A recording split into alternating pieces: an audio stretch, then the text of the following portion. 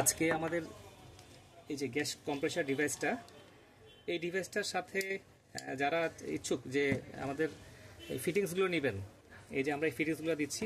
Pipe এখানে 10 fit pipe রয়েছে, মোটামুটি ভালো মানের একটা পাইপ ব্যবহার করা হচ্ছে, এখানে 10 ফিট আছে।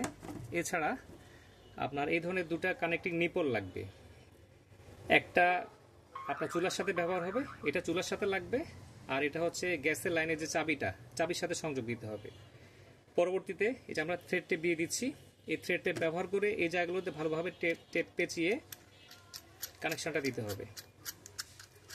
আর এখানে আপনার এই দুটা প্রান্তে এই পাইপগুলো এখানেও ভালোভাবে থ্রেড টেপ পেঁচিয়ে এগুলোকে কানেকশন দিতে হবে, এবং এগুলোকে ভালোভাবে শক্তভাবে লাগানোর জন্য আপনারা এই ধরনের রিং ক্লাম্পগুলো ব্যবহার করতে হবে।